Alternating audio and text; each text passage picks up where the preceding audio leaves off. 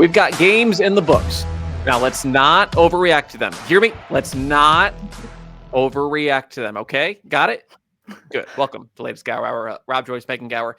Plenty to get to on today's show already. Some notable games, some surprises, some juicy games coming up over the next week. A lot of not so enticing games as well. But we begin with the question the world has been waiting for, Megan Gauer, since last week. How was New York City? Did you take it by storm? How was Halloween?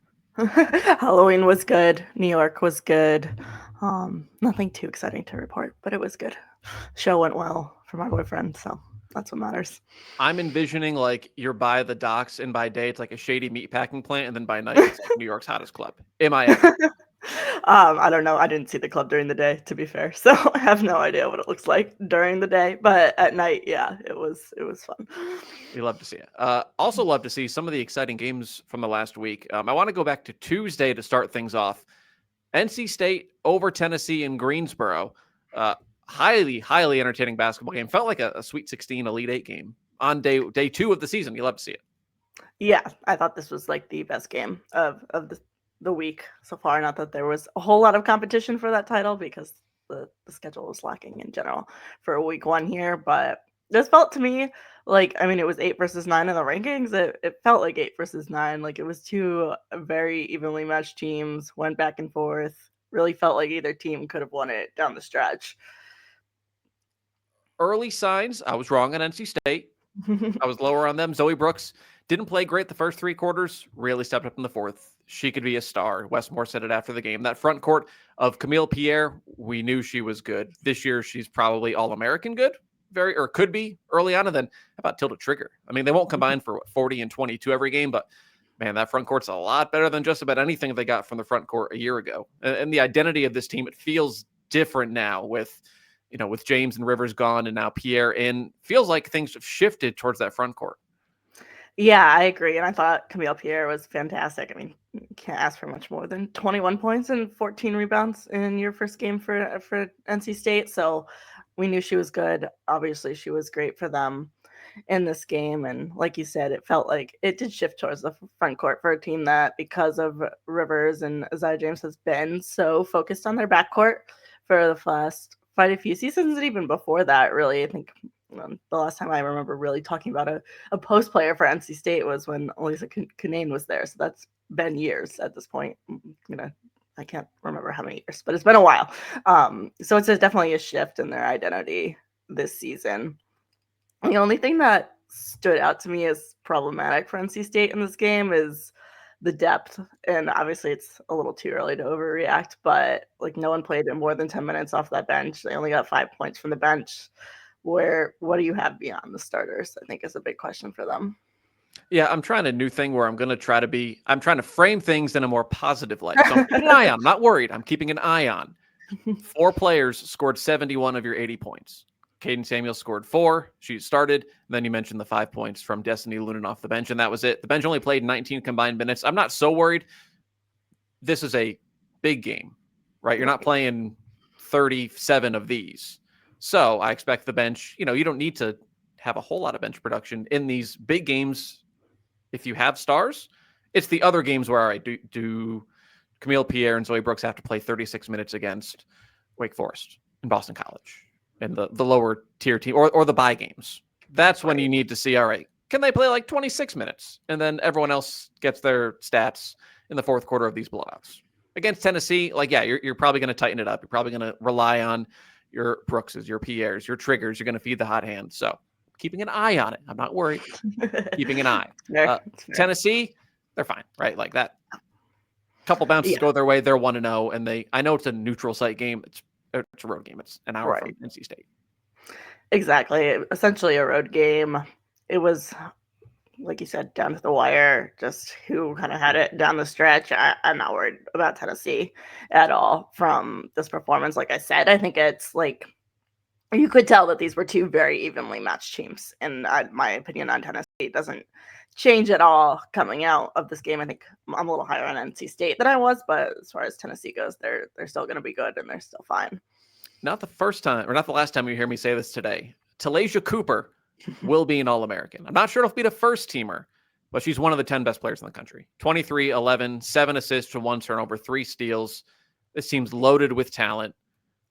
Again, I'm keeping an eye on. I'm not concerned. I'm keeping an eye on the defense. They only forced 10 turnovers. So if you beat that press, I mean, look how many open layups in the press did Pierre and Trigger get. That's where, not that they didn't play spectacularly, but a lot of points, free open layups, basically in transition. Because you beat that press, they're beatable. It's not an easy win. You still have to outscore. It's a lot easier if you're able to keep possession of the ball. And Tennessee does still struggle from 3, 9 of 33. So I'm keeping an eye on those. That's all. Yeah, and I think with the defense and the press, like that's not going to catch people by surprise this year. Last year, it was the new system. You hadn't really played against it before. It was all new. That effect has now worn off. And don't get me wrong, like it's still really hard to beat this Tennessee team, and that system is going to trip a lot of teams up. But if you're prepared for it, especially the way you can for a first game of the season, when you're not trying to prepare for one team and then prepare for the next team a few days later, it is beatable, and you see exactly that in the way that Camille Pierre and I was able to like capitalize in the post off of those beating the press. Yeah, but if you're a Lady Vols fan, only forced 10 turnovers, shot sub 30% from 3. Essentially a road game. You only lost by 3 against a top 10 team. Yeah, like you're feeling good, despite the fact that they're on 1. However, the big news for Tennessee going in was the dismissal of Ruby Whitehorn. She's had a number of legal issues. One straw too many. She got kicked off the team, 3 days before the season starts? Right. Probably win that game with her. Tennessee's the rare team who uses its depth so much that, can they afford to lose still one of their 3 best players? Probably they can afford more so than most to do that, but still there's an effect when you lose 11.5 points per game. Who can rebound, who can dish it?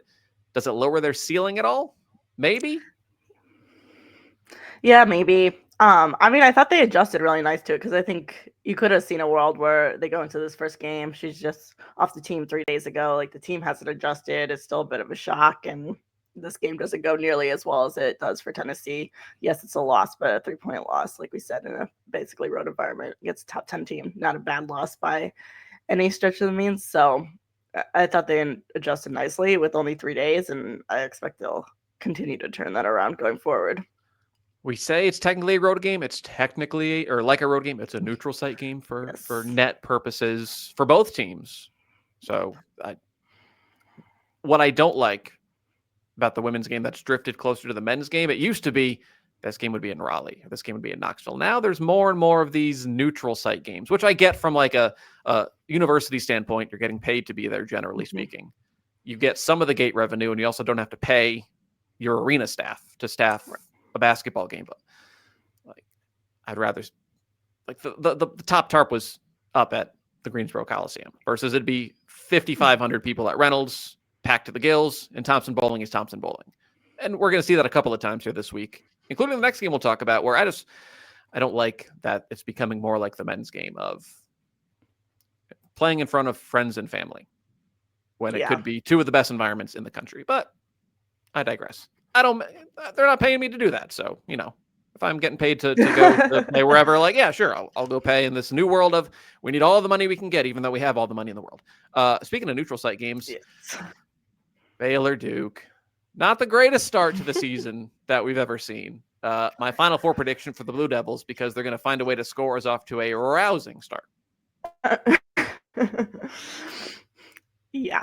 I mean, what is more classic than Duke coming out and scoring 52 points to start the season? But yeah, not exactly what you want to see from a team that has really high expectations this year, and people are hoping is going to take kind of that next step, and they definitely did not deliver on that at all in this game. I mean, Toby Fournier had 16 points in her sophomore debut. I thought that was a good sign, but beyond that, like the question, can Duke score is still very much open.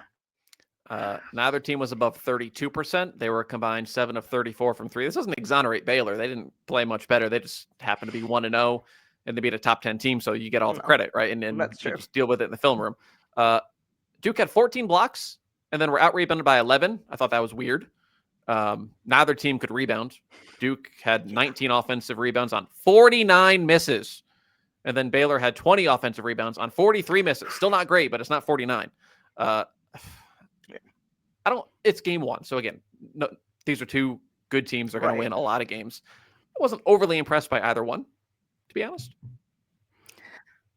Yeah, fair? I mean, I think it's a nice win for Baylor, but agreed. Just like, I mean, it's hard to be overly impressed by any team in a 58-52 game. And those stats that you just gave in terms of just the rebounding and the shooting. And yes, it's the opening day, so you expect some ugliness, but I don't know that I expect this level of ugliness.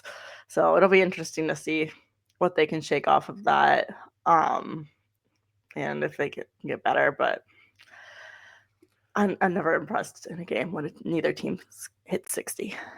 Yeah, I'm like the shooting.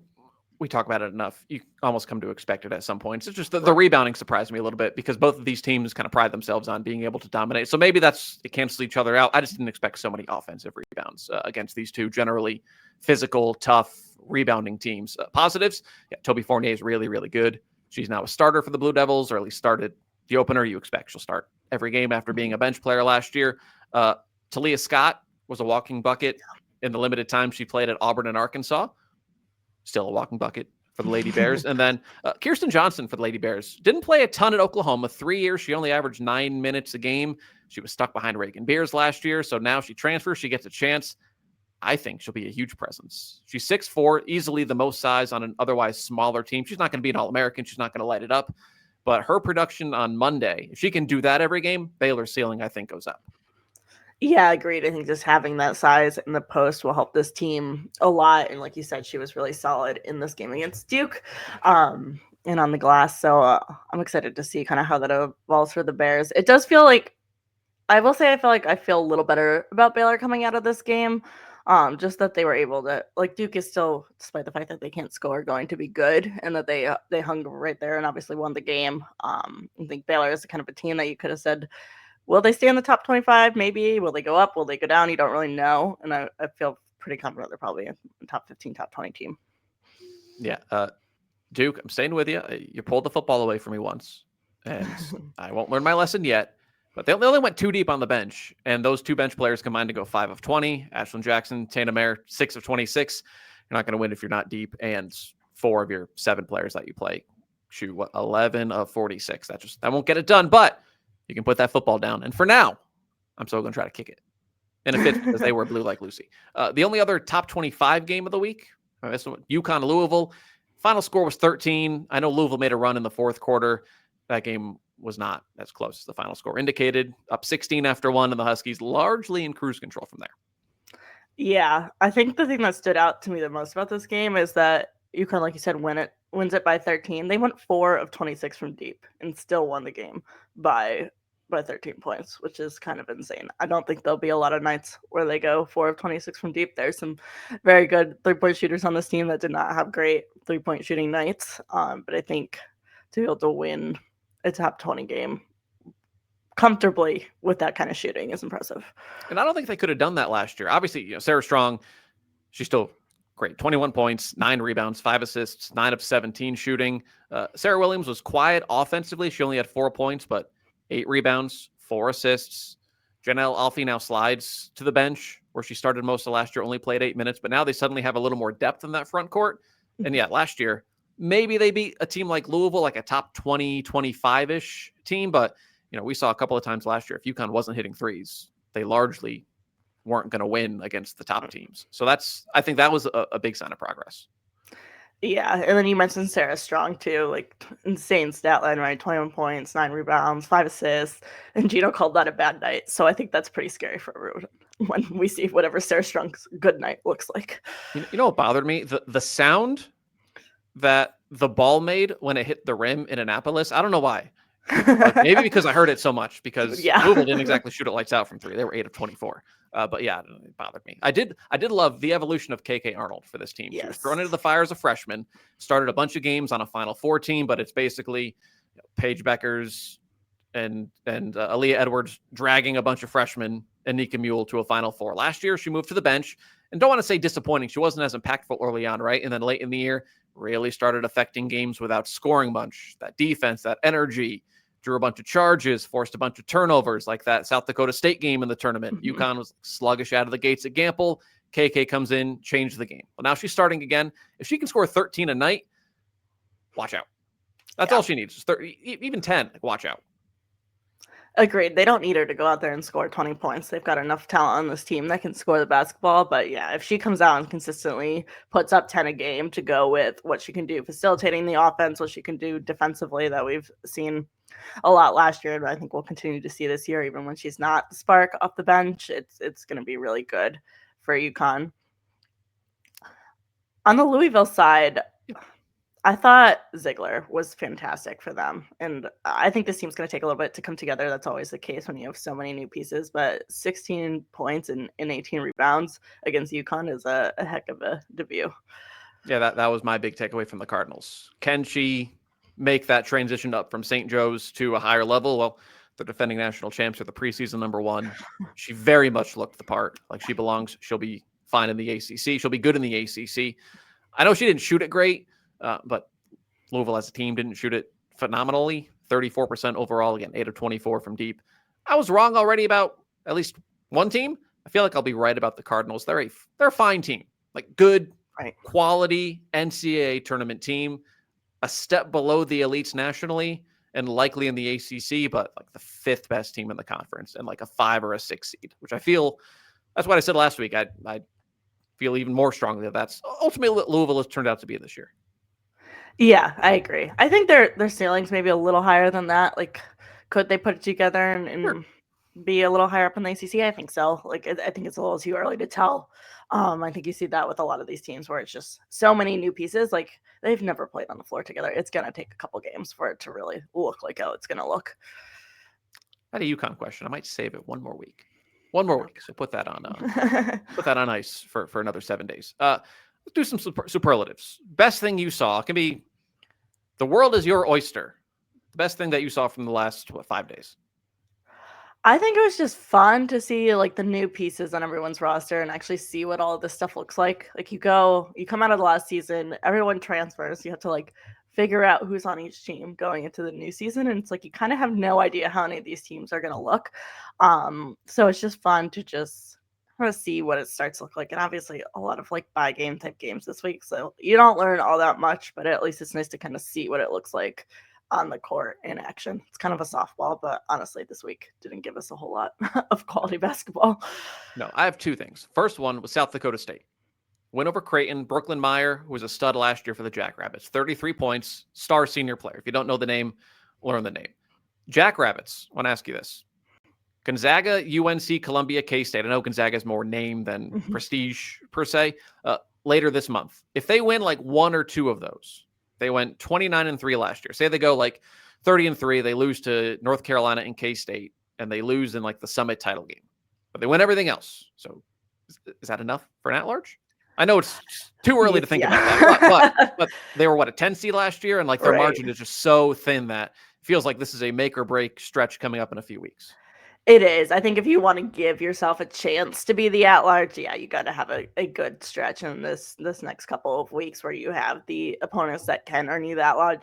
It's way too early to say because like so much changes even like week to week as you get down to March. But right now, like I don't know, it could be any sort of things. Like the bottom halves of all the major leagues could suck, and there could be a lot more space. You don't really know. But I think they have an opportunity to make a case for themselves as an at-large down the next few weeks here. Right. I only ask that more. It's almost like an abstract question for all of these. Like James Madison had this last year. They were 30-5 or whatever, and had a bad half against A-State in the championship game. They were trying to make their case on social media. We're an at-large team. We're an at-large team, and like they weren't really in the discussion despite a gaudy record, and their net was okay. It's the margin for these schools is so small that, yeah, it's November 7th, and there's still a couple of weeks before they hit this stretch, but Zags, Heels, Columbia, and K-State, like it feels like if they get swept, like if they go 0-4, even 1-3, it's like, oh, now we have to win the auto bid. Yeah. And they're good enough where, if they played in the ACC, sure, they wouldn't be a top tier ACC team, but if they just played better competition in their conference, which isn't their fault, not their doing, they'd probably be in that conversation. That's not how it works for the mid majors. And that stinks, but that's life. The other thing that, speaking of mid majors, best thing I saw, Fairfield, 31-2 a couple of years ago. They make the tournament. Everyone stays, including the coaches. Last year, 28-5, they make the tournament. Everyone stays again. They start off this year with a road win at Villanova, 75-63, led early, tied it into the big fourth quarter to win on the road. The coaching staff, like Carly Thibault-Dudanis, can basically leave whenever she wants for more money, bigger program, more prestige, whatever. Like opting to stay and build one of the best mid-majors in the country. That's okay. Like they're okay historically. They're not great. I think it's spectacular what the Stags are doing. Yeah, it's really cool because, like you said, I'm sure she could have had her pick of jobs at this point in any of the power leagues, and she has continued to stay. And this team just keeps getting better, which I think is what's really fun. Like they kind of took everyone by surprise. What was it, 2 years ago when they went pretty much undefeated? Or I can't remember if they ended up losing a game or not. 31-2. Yeah. So one of those was the tournament. Yeah. Yeah. So that was really fun. And then they've just built on that every year. Like last year, they were on the fringe of the at-large conversation. Like I don't think they would have necessarily made it, but they were definitely on the bubble there. And I think they look even better to start this season. So I'm excited to see what they look like this year. And can they get someone that really puts them in that at-large conversation? Yeah, because I think so. One, follow Blake Dudanis. He's one of the assistants on Twitter. Yes. He's very open. He's very transparent. It's very honest and refreshing of what life is like for Fairfield. I think last year he said like teams don't really want to play us because like if you go and beat Fairfield and you're pick a Power 4 school, that's not going to make any headlines. Right. But if you lose, and you very much can lose to a team of that quality, it's what do you mean we lost to Fairfield if you're fans who just don't know? So a lot of teams won't play them. That's not the case this year. They play USF. They play UNC in Vegas. They travel to Iowa at the end of the month, and they travel to Richmond on 12/7. So they're going to get some chances to knock off some of these teams and maybe build that case. Because, I mean, the Summit League generally has a low reputation. Fairfield's conference is just the MAC. Yeah, it's the Metro. Mm-hmm. Yeah, it's any loss is all darn near devastating. Quinnipiac last year was the other good team, right? Yeah. Quinnipiac, you can afford a loss to Quinnipiac, but that's about it. Yeah. Right. So the margin, again, it's razor thin, unless you get the auto bid, of course. But Fairfield, the best thing I saw. How about the worst thing you saw? Because I also have two that honestly don't really have anything to do with, has to do with basketball, of course, but not necessarily what I saw on the floor. I also have two that are not related to what I saw on the court. Well, my first one was the schedule for week 1, because you get all of this hype about the season being back, and then we have 3 ranked matchups, and that's it. It doesn't leave a lot to get very excited about in week 1, so I found that disappointing. And then also, I don't know what ESPN did with their like box scores in the app, and now you've got to like slide all the way over to see the like shooting percentages, and it's not next to the points, and I really hate it. It's driving me crazy. Well, the good news is on top of that, if you have YouTube TV, you also can't watch the games. So yeah, that too. Primo, I do not have YouTube TV. How do you watch games? I have Hulu TV. I've switched between a handful of things, but Hulu seems to be the best right now. Has everything. Yeah, I have the bundle. My wife works for Disney, so I think we get some semblance of things for free. It seems very difficult to like Disney isn't like sending you an email like, welcome, here's all the free things you get. You got to work for it. And it's like, is it worth it? So I have ESPN Plus. I don't think I have ESPN Unlimited, their new thing. I don't know. I find a way to watch the games. Are they all morally accurate? Legally? I mean, don't ask, don't tell. How about that? We watch the games. We'll leave it at that. I'm with you with the scheduling. Not even the lack of big games, but there are 353 Division I teams. Even if you want to go to the D2 level, there are 290 of them. That's like 650 options of opponents you could play. I despise NAIA schools. Not the schools themselves, but Division I teams playing NAIA, D3, non-NCAA teams. Like Oklahoma State last night played, what the heck's the name of the school? Langston. Okay, that's an NAIA school. Why does Oklahoma State need to play Langston and win by 80? Who benefits? Yeah. Oh, and the worst one, the I don't know if you saw it, the Big West, Cal State Northridge was up 72-0 on something called Bethesda, a National Christian College Athletic Association, so NCCAA. Who's benefiting from that? No one. And it's like players? If you If you want to play those games, play them before the season starts as exhibitions. Like I'm done with exhibitions at this point, right? Like the season has started, and it doesn't benefit these teams either. Like if you are Oklahoma State and you win that game by 80, congrats. Like it doesn't count towards your net. It doesn't do anything for you. And like, are you getting better? Are you getting better? And then if you're Bethesda, sure, you're probably getting paid something, and then 50K goes a long way if you're an NAIA school or a D3 school or an NCCAA school, right? But you're losing 72-0. Was it worth it? Is it worth it? Like Cal Poly beat a D3 by 60 points. UC Davis beat a D2 school, which I don't love, at least at a D2 school. Like LSU won by 90 last night. It was against a Division I school. Cool. Beat them by 90. Just go schedule a D1 school. There's 300 plus of them.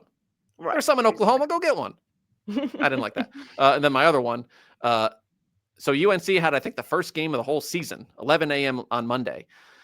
In the third quarter, the scoreboard read, would you like to guess what number it read? It was also, since 11 a.m., a lot of kids there. Brought in a lot of schools. Would you like to guess what number the scoreboard read? Was it in the 20s at least? Yes, they scored a lot of points. No, but third quarter, the scoreboard read 67, and the place just erupted. Oh. I'm old. I'm an old. I can't. I'm feeling old because I didn't even think about that as a possibility. I was just like, oh, did you see not score a lot of points? No, they scored plenty. They scored like 90. I don't remember who they played. It was some, again, a D school. Kudos to the Heels. They scheduled a D1 school, but yeah, they beat them by whatever. As soon as they hit 6-7, just oh God. It's taking over. I only have a 4-year-old, so he's not in, but it's still taking over my life. I can't go anywhere, listen to anything without seeing it. It's taking over the life, and it doesn't mean anything.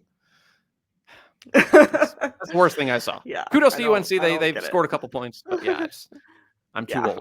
I'm too old for this. You know what? Couple other questions. Unranked team who can be this year's NC State or TCU. So NC State 2 years ago made the Final Four. TCU last year, who made the Elite Eight. So basically, a team that's currently unranked that you think after the first week, or just in general, your preseason thoughts, could wind up being a second weekend team or beyond. Yeah, I feel like nothing in the first week really did anything on this topic for me because we just haven't really seen anyone get all that tested. But the team I put here is Washington. I think they've, like we said, they had the pair last year with Sellers that was really, really good. You had Howell their game this week. I think Sellers had 21, Howell had 18, and they both played less than 20 minutes. Like I think they've got something there. They might be a year off, but I'm interested to see what they look like. My team was also Washington. I know it seems like cheating. They're the first team out of the rankings. They'll probably crack the top 25, but still, by the qualifications that I made myself, they count. Yeah, they have two very good scores. Sellers and then El Ladine were both over 50 in a game last year. Howell, 18 points, 4 threes against Seattle. But the backcourt of Sellers, Ladine, Howell, and Hannah Steins, those four I'll put up against most teams in the Big Ten in the country. The only thing they're missing is proven size. They did lose a starter in Delay Daniels. They do have some size. It just needs to be proven over the course of the year. Olivia Anderson was a bit player last year. She's 6'6", only played 12 minutes. They have a freshman, Yulia Grabovskaya. There you go. 14 minutes. We'll learn it as the season goes on. Then Bryn McGoy. So they have some size. Again, it's not the end of the world to not have size. Right. But with those guards, I think they can be a real pest in the Big Ten where you're asking who's that next best team after UCLA, and we'll put Maryland in there. I think it's Washington. Yeah, I think that's fair. I mean, I'm really excited to see what this team does this year. I'm excited to see them play someone that means something more than Seattle. No offense to Seattle. It's so hard to gauge any of these teams this week. It's like, congrats, you won by 50 points, but it tells me absolutely nothing. Yes. Yeah, there's a reason we're not talking about pick your top 10 team. We only talked about a couple of games from the week. The rest of them, yeah, I expect South Carolina to beat Grand Canyon by a lot. I expect LSU to be, maybe not by 90, but I expect them to beat Southeast Louisiana by a lot. TCU had a slow first quarter. I saw a tweet that TCU was struggling, and I was like, oh, are they losing? Oh no, they're up 10, and it's the first quarter. Yeah, it's a little dramatic. Right. All these teams, once they start playing, folks, yeah, we'll talk about them. And then lastly, we did this last year, and you were almost right. I was very much wrong with my week one hot take was that Ohio State would win the Big Ten. Whoops, we call it a hot take. And then you said the A10 would get 3 bids. They were in the conversation. They got 2. They got 2. They got 2. So we're not generally hot take artists. We're just doing this more for the gimmick than anything else. What is your hot take after 5 days of basketball? I'm circling back to your mid-major talk from earlier, and I think we talked about Fairfield. We talked about South Dakota State. Belmont. I was really impressed with Belmont in the game against Oklahoma. I know they lost by, I don't know, 16 points or something close to that, 17 points. But they hung around with Oklahoma for quite a while in that game. I think Jalen Banks is fantastic. I was really impressed with them against Oklahoma for a team that doesn't have a lot of size, too. I think Oklahoma is a bad matchup. And when you read down the list of teams that this team is going to play, between now and conference play getting started, they've got Tennessee, they've got Ohio State, they've got Middle Tennessee, Princeton, Kentucky, Duke.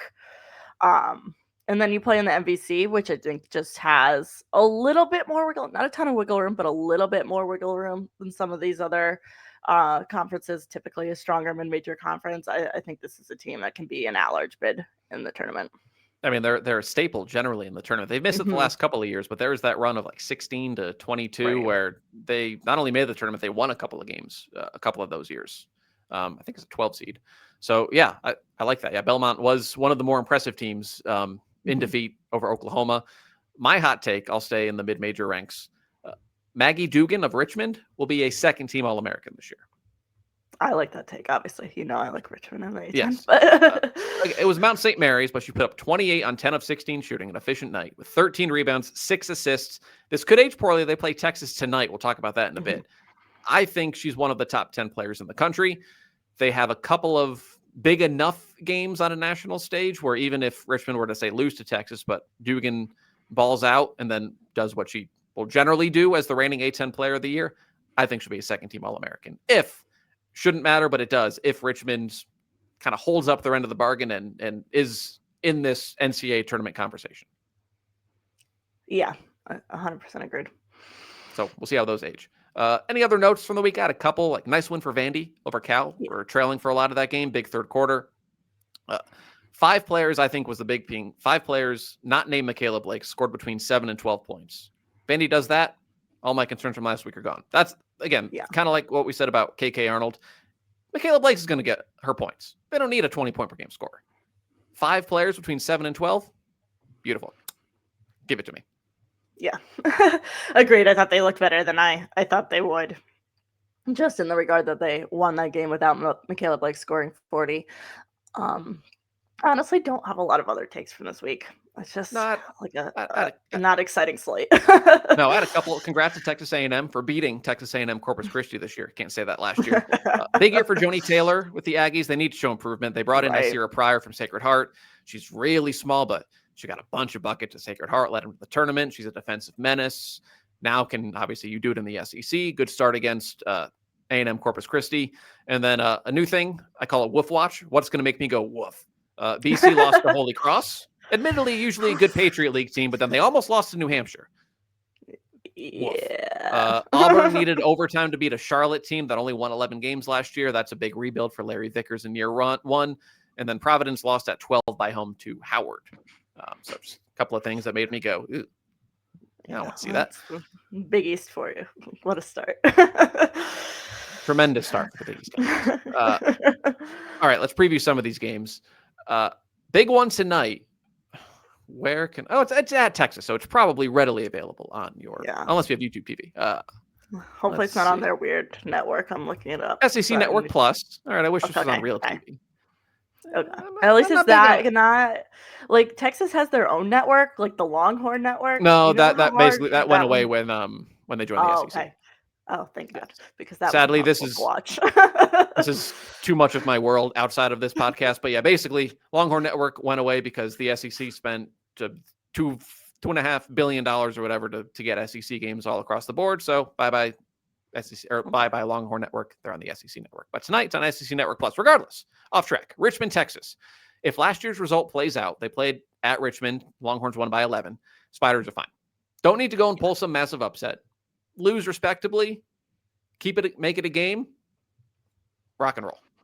Yeah.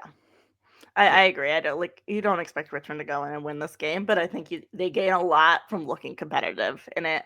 There's not a lot of things in the world of like bracketology and seeding in the NCAA tournament that losses benefit you in, but I think when you're talking about these mid-major teams that are sometimes on the bubble, I mean, I don't think Richmond should be in the bubble. I think they've got plenty of chance to be comfortably at large, just like they were last year. But when you look competitive against the team of like a Texas caliber, that's very much a Final Four caliber team, that goes a long way in saying, okay, this team deserves to be in the tournament, because Texas will beat many other teams that are going to be in the field by far more than 11 points. Yes. Texas opened the year with the Incarnate Word and won by a lot of points. So this is their first test. Yeah, they won by, quick math, 72 points. 72 points. Hofstra Education kicking in. Yeah, so I mean, did we learn anything? Not really. So this is their first test at home. I'm interested to see. Obviously they're going to have a size advantage, but right. I like what I saw. Again, the Incarnate Word, all due respect. Bria Cunningham had a nice start in her Texas debut, 16-8. Jordan Lee had 21 points, hit her threes. First test to see what does Texas look like against a more dynamic team. Obviously, we know what they're going to do defensively. I want to see what they do offensively. They'll probably just pound it inside and win that way. But if they can show even a little dynamism elsewhere, then that would be a big step forward, I think, for a Final Four team last year. So they don't need to take huge steps forward. Saturday's games are, and then Sunday, got a good one in Charlotte. So technically it's another de facto home type game for NC State, as USC will make a cross-country trip. Heck of a start for the Wolfpack. They got Tennessee and USC. A shout out to NC State for scheduling how we all would like everyone to schedule for the first 2 weeks. Did you see what Westmore's quote post-game as to why? No, I did not. But the exact quote was, "Sell my soul for ESPN to get the program on ESPN." So I mean, hey, you got to do what you got to do, right? Market your team, market your players, and yeah, you're going to do that. They were on at middle of the day Tuesday on ESPN 2, and then they're on whatever channel they're on Sunday on national TV. So got to do what you got to do. I like it. Better than them playing, which every team's going to have bye games, but I'd rather see this, even if they lose, than them beating Elon or NC Central by however many points they feel like winning by. Agreed. This one, I think, is maybe the best game if I look at there's another good one in here too, but I like this matchup to see what does USC really look like, because obviously they kind of had a bye game type game earlier this week. Look good, but you don't learn anything from that. I think we've already learned a little bit about NC State and what they look like playing Tennessee, but I'm excited to see what does USC without Juju Watkins and without most of their team from last year look like in this year against competition that's actually at a similar level. Yeah, we're going to learn about the Trojans real quick. They go from here, they go to Charlotte on Sunday, then South Carolina next week in LA. Game one takeaways from them: 16 field goals from Jazzy, 5 rebounds, 4 assists. I'm ignoring the 4 of 16 aspect of it. Whatever, no big deal. She had a 30% usage rate. So that's not Juju numbers. That's not high. That's not far off. Yeah. The ball's going to be in her hands. Now, her and Kennedy Smith can't go 6 of 26 every game, but I like the backcourt depth. They have Jazzy, they have Smith, they have London Jones off the bench, who led the team in scoring. They have Kara Dunn from Georgia Tech. Mentioned that Washington quartet before. This backcourt is excellent too. And Malia Samuels, didn't mention her. She started the opener. So I like the pieces here. And now we'll just see how they pass this first test. And they don't need to win these both games. It'd be nice if they won one of them. But they don't need to win both of these games for my opinion of them to go up. If they look good, all right, now we're on to something. Exactly. I think it's more about how they look. Are they in these games? Is it close? How does it look altogether on the floor? I'm excited to see what they look like. Yeah. I'm also interested to see how NC State fares against this front court, which is unproven for USC. The Lithuanian kid, I'll learn her name. It came off the bench. Sophomore Diana Mendez was good against New Mexico State. But the young bigs going at it, and it's different from Tennessee, right? Because there's going to be more half-court possessions for NC State. So right. Camille Pierre, she's proven, can Trigger, who's looked really good so far, even in the exhibitions. Can this front court do it in a more stylistically slow game where they're not going to get as many open layups, you would think? Yeah, I agree. I think that'll be interesting to see for NC State. And Probably another game where your depth isn't going to come into play too much because it's a top game and you're going to stick to your starters. But interested to see if we get anything more out of the bench. I know it does for you because you're an alumnus, but you, from a national, put on your bracketologist hat, UConn, Florida State do anything for you Sunday? No, honestly, not really. No? I guess if Florida State comes out and surprises, I think it could do something. But right now, given what UConn just did to Louisville, it doesn't do a whole lot for me. I'd recommend they not shoot 4 of 26 from 3 again. Yeah. Even like 9 of 26 wouldn't be great, but at least there's 15 extra points. Because Seminoles, I mean, we know they can put up points in a hurry. Even Latson, Timpson, Gordon, they're all gone in varying degrees. They put up 112 against Florida A&M. I know it's Florida A&M. They know how to score. That's the moral of this story. They're going to score probably not 112 on UConn, but they're not going to score 50 unless they just have a woefully bad shooting day. And this is one of those, it's neutral site. That Mohegan's going to be all UConn fans. So it's basically a road game. It's at Gamble. Oh, it's at Gamble? Yeah. What game's at Mohegan? Michigan. Yeah, in a week or two. But yeah, it's at Gamble. It's banner night at UConn. It's definitely a road game then. yes, for sure. You in the building? Yeah, I'll be there on Sunday. Okay, and that leads us to it's the main event if you're a women's basketball fan. If you're a Fox Sports executive, apparently no one cares.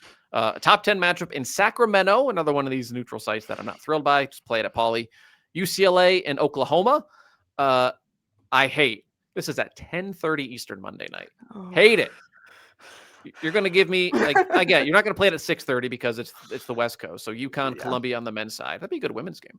And then Xavier men, who've looked terrible through 2 games, taking on Santa Clara at 8:30. Just move that game somewhere else. I don't want to see that game. Yeah, who cares? Who cares? Give me a top 10 women's game at 8:30 on FS1, and it would blow Xavier Santa Clara out of the water. Exactly. Guarantee it. Instead, here we are, and I'm not gonna lie. I got a life. I can't watch the second half of that live. I have to go watch it. I have to go watch the replay. I'll probably watch it live if it's close, and then regret it in the morning when I need to be online for work at like 8 a.m. The 6 o'clock alarm comes not for me. Comes for the little one. Guess who's up at 6 because of me? This guy. Yeah. However, from tip time aside, bets versus beers, obviously the headline. Top 10 matchup, big game. I can't see a way, based on the first game, how Oklahoma gets enough stops and protects the ball enough to win, but I'm certainly ready to be surprised. Yeah, I think that's a good call out because they did still turn over the ball quite a bit against Belmont. Usually I don't rag on turnovers on like game 1 of the season because everything's usually a little messy game 1, but I mean, this is a trend with Oklahoma. So can they take care of the ball enough and, like you said, defend well enough? Obviously, the Reagan Beers, Lauren Betts post matchup, very excited for it. That's going to be very fun. I just feel like UCLA has too many weapons in this game, though. Yeah, can Oklahoma get enough stops to offset the fact that UCLA will probably take away 10% effectiveness of the Sooner offense, like 15%? Loose judgment, like they're not going to score 100. Right. It's going to be a high-scoring, entertaining game, I think. I'm interested to see how Oklahoma's depth, how effective that is. We mentioned that, there wasn't a whole lot against, or we didn't talk about that, but Oklahoma didn't go a whole, like they have some bench pieces, but they're not UCLA. No one's UCLA depth-wise. I know UCLA has a ton more than anybody. I'm just interested to see how Oklahoma's depth fares against UCLA's depth. UCLA is going to win that every time, probably. But if you can just keep it close in terms of in that department, like your stars, Betts and Beers, I expect them to kind of offset each other. Can Oklahoma get enough elsewhere to hang around? Yeah. And then I'm excited to see kind of what does UCLA look like now that we're going to get to see them against another top team. Obviously, they also played this week, just nothing all that interesting. What was it? San Diego State, which is actually, it wasn't like, they won by like 25, but it wasn't one of these 50-point blowouts. So San Diego State is generally a decent team.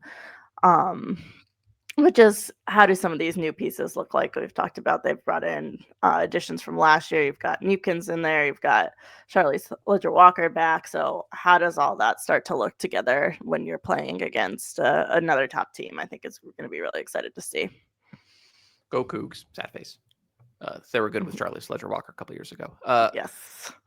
So that's in the wee hours of Monday night. Tuesday, the only good game, I say good game, it could be a blowout. South Carolina, Clemson. I don't expect the Tigers to win it at Colonial Life. They made big strides last year under Sean Poppy in year one. They were under 500, but they lost a lot of close games in the conference. Georgia, NC State, Virginia, Notre Dame, UNC, Virginia Tech, Louisville. I just racked up 7 games to pretty good teams, all by single digits. Win a couple more of those, you're probably making the postseason in year one of some sort, and you feel a lot better. I think this is a Clemson team that can maybe flirt with the bubble in general, not necessarily talking about Tuesday's game, just in general. I think that they could surprise some people in the ACC in that middle tier. No, I agree. I think this is a team that will probably be in that bubble talk at least. And will they be on the right side of it? I don't know yet. It's too early to say, but I think they could definitely get themselves in that conversation. That doesn't mean they're going to do anything against South Carolina, but I think it is at least a step above what South Carolina played this week, and I'm excited to kind of see what Clemson looks like against a team like South Carolina, even though I expect them to lose. And then on the flip side, what does this South Carolina team start to look like against competition that's a little bit more like a tournament team? Yeah, early signs. Again, it was against Grand Canyon. Good on them for scheduling Grand Canyon with former assistant Winston Grandy. Let me pull up the box score real quick. I mean, obviously they played a bunch of people. They won by 40, but 20 for Latson, 11 for Raven Johnson, 3 of 5 from 3. Tessa Johnson now starter, 8 of 13, so she got a lot of shots. Joyce Edwards just kind of quietly doing Joyce Edwards things. But yeah, if Johnson can put up, obviously not, she need to do it every game, but like she shot the ball 6 times, still had 7 assists, only had 1 turnover. Any offense they can get from her, I know it's year 5, so it still kind of feels like I don't want to pile on. It's still true. Any offense that she can score in double figures, like that's just an added bonus for South Carolina, makes them more dangerous. Agreed. I think it'll be interesting to see if she can just give them a little bit more there. And then Thursday in Vegas, another neutral site game. Oh boy. UCLA, North Carolina in Vegas. How do the Bruins look? This will probably be the best defense they play all year. They also play Texas, but still 1A, 1B. It'll be an entirely different pace than Monday against Oklahoma, a different vibe than Oklahoma. So how do you come off that Sooners game where you're going to get 75, 80 possessions and then turn around and UNC is going to try to basically punch you in the face for 40 minutes?